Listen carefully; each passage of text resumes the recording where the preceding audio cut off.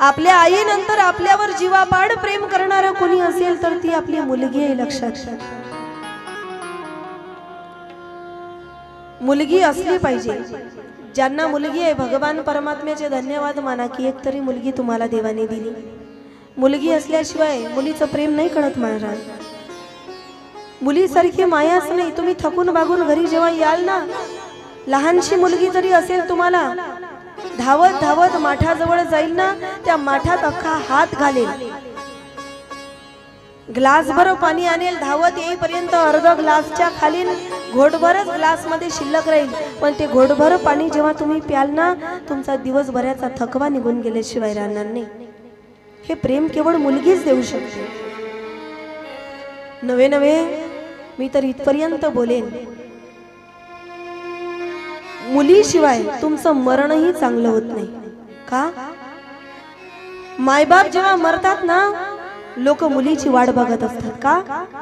मुलीच्या रडण्याशिवाय मायबापाचं मरणही चांगलं होत नाही, मरणाचा सोहळा सुद्धा साजरा होत नाही। म्हणून मुलगी जरूर असली पाहिजे जीवनामध्ये। मुलीसारखं प्रेम नाही, मुलीसारखी माया नाही, स्वार्थ कुठलाच नसतो। पण या पृथ्वीवरचं सुंदर प्रेम आहे, सुंदर हास्य आहे।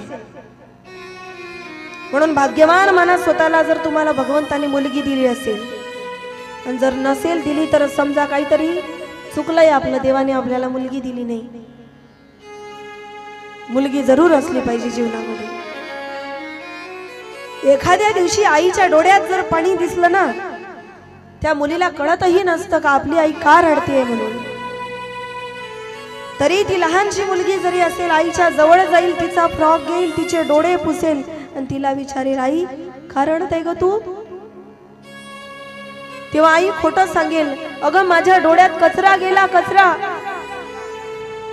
पण तुमच्या डोळ्यात कचरा गेला नाही हे त्या मुलीला सुद्धा कळत असतं। ती लहान किती का असेना, तिला माहिती असतं कुठल्या तरी दुःखाने तुम्ही रडताय, कुठली तरी व्याकुळता तुमच्या जीवनामध्ये म्हणून तुम्ही रडताय। जर ह्या मुलीला आम्ही गर्भात मारत असू ना, नवरात्र करून आम्हाला काहीच फायदा नाही। नवरात्राचे उपवास करून आम्हाला कधीच जगदंबा पावणार नाही, कधीच ती देवी भेटणार नाही। आम्ही जर आमच्या बायकोचा अपमान घरी करत असू, नवरात्राचे उपवास करणं सोडून द्या, आवश्यक नाही।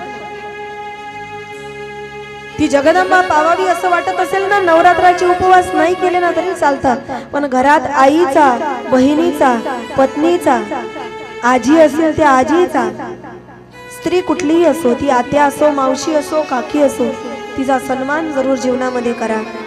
ती जगदंबा आपोआप दर्शन दिल्याशिवाय राहणार नाही। म्हणून त्या भगवतीचं दर्शन आम्ही करतो नवरात्रामध्ये, त्या भगवतीची पूजा आम्ही करतो। आणि घरात जी मूर्तिमंत आई आहे, त्या आईला मात्र घरात आम्हाला दोन घास सुद्धा प्रेमाने खाऊ घालाविषयी वाटत नाही।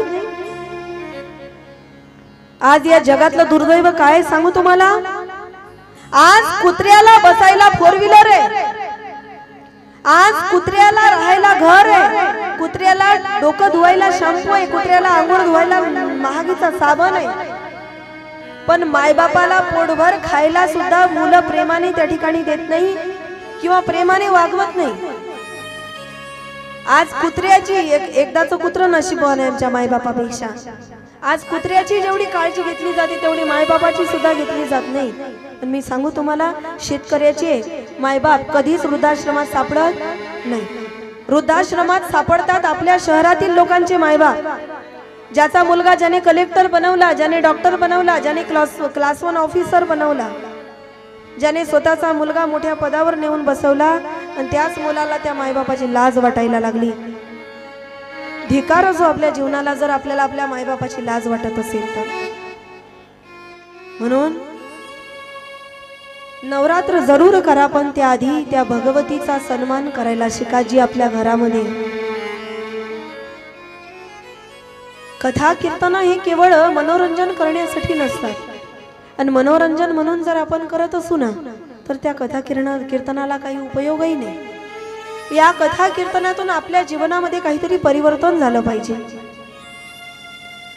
काहीतरी परिवर्तन घडलं पाहिजे, यासाठीच हे कथा कीर्तन असतात.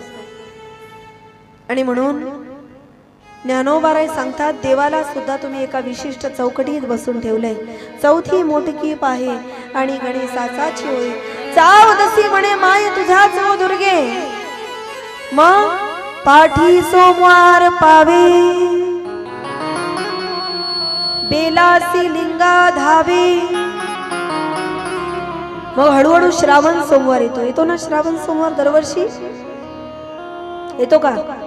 श्रावण सोमवार हो म्हणा. मग श्रावण सोमवार येतो आणि श्रावण सोमवारी त्या महादेवाच्या डोक्यावर एवढं बेल वाहल्या जातं, एवढं बेल वाहल्या जातं की बिचाऱ्याला श्वास घ्यायला सुद्धा जागा मिळत नाही. बरं, आपल्याला असं तर वाटत नाही वर्षभर महादेव गोव्याच्या टूरवर फिरायला गेला होता आणि एकच दिवस त्याच्या मंदिरात गेला पाहिजे, असं तर आपलं म्हणणं नाही ना. तुम्ही हा विचार केला का कधी?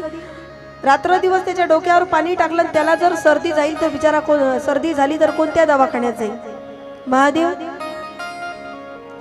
बरं, रात्र दिवस समजा आपण त्या कैलासाचा जो राणा आहे महादेव, त्याच्या डोक्यावर रात्र दिवस आपण पाणी वाहलं आणि इकडे नवऱ्याबरोबर रात्र दिवस भांडण केलं, तो महादेव कधी पावेल आपल्याला? आपल्या महादेवाच्या अंगावर कधी पाणी टाकलं का आपण? घरच्या महादेवाच्या डोक्यावर नाही. मग फक्त तिकडे जाता का पाणी टाकायला? एक लोटा जल. घरच्याही महादेवाची कधी काळजी घेत चला. आपलं चुकतं कुठं माहितीये? आपले भांडणं का होतात माहितीये? त्याला कारण एकच आहे. आपण काय म्हणतो नवऱ्याला? जेवून घ्या, जेवून घ्या, जेवून घ्या म्हणतो ना. काय म्हणतो? जेवून घ्या, जेवून घ्या. असं नाही म्हणायचं, घेऊन जेवा, घेऊन जेवा, घेऊन जेवा. कळलं का तुम्हाला? घेऊन जेवा, मग भांडण होत नाही. म्हणून पाठी सोमवार पावे, बेलासी लिंगा धावे. मोठ्या प्रेमाने लोक म्हणतात, आवड तुला बेलाच्या पानाची. कारण महादेवाला बेल अत्यंत काय आहे? प्रिय आहे. शिव महापुराणामध्ये सुंदर वर्णन या बिल्वदलाचं, बेलाच्या महात्म्याचं सुंदर सुंदर वर्णन आलेलं आहे. महादेवाला बिल्व पत्र अत्यंत प्रिय आहे. त्या बेलाचं महात्म्य सुद्धा शिव महापुराणामध्ये सांगितलंय. रुद्राक्षाचं, भस्माचं. शिव महापुराण कथा सुद्धा फार सुंदर आहे. ऐकताना मन तल्लीन होऊन जाईल एवढी सुंदर कथा आहे शिव महापुराण. म्हणून महादेवाला बेलाचं पान अत्यंत आवडतं. शंकर भोळा आहे तो, आणि भोळा आहे म्हणूनच भक्तांना लगेच त्या ठिकाणी दर्शन देतो, लगेच भक्तांना पावतो. तुकोबाराय सांगतात, चोरी पिंडी दिला पावा, त्याच्या पूजने धावे देव. चोरी पिंडी दिला पाव, त्याच्या पूजने धावे देव. एक चोर धावत धावत एका शिवालयामध्ये त्या ठिकाणी गेला आणि गेल्यानंतर लपवून बसला. आता त्या गुफेमध्ये एक जुनाट असं शिवलिंग होतं. त्या शिवलिंगावरती जे अभिषेक पात्र होतं, ज्या महादेवाच्या डोक्यावरती पाणी पडत होतं, ते अभिषेक पात्र जे होतं ते होतं सोन्याचं मारण. चोर आला होता लपायला, पण सुंदर सोन्याचं अभिषेक पात्र दिसलं. म्हटला जमला, आता हे चोरून न्यायचं आपण. पण चढायला काही नव्हतं ना, याची उंची 3 फूट होती. काढणार कसं ते अभिषेक पात्र? स्टूल पण नव्हता, खुर्ची पण नव्हती. आजूबाजूला पाहिलं याने, कोणी दिसत नाही. त्या शिवलिंगावर 2 पाय दिले, उभा झाला आणि ते काढायला लागला अभिषेक पात्र. चोरी पिंडी दिला पाव. महादेवाला एवढा आनंद झाला म्हणून सांगू तुम्हाला. महादेव म्हणतात, माझे उपवास कितीतरी लोक करतात. सोमवारचे उपवास करतात, महाशिवरात्रीचे उपवास करतात. कोणी मला धोत्र्याचं फळ वाहतं, कोणी धोत्र्याचं फूल वाहतं, कोणी जल वाहतं, कोणी दूध वाहतं. पण काय माझा महान भक्त आहे, याने याचं सर्वस्वच मला वाहून दिलं. किती भोळे आहे भगवान शंकर.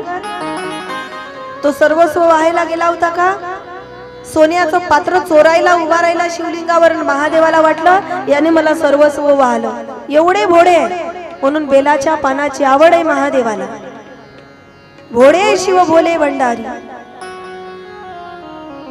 अत्यंत भोले म्हणून त्यांना भोले बाबा म्हणतात।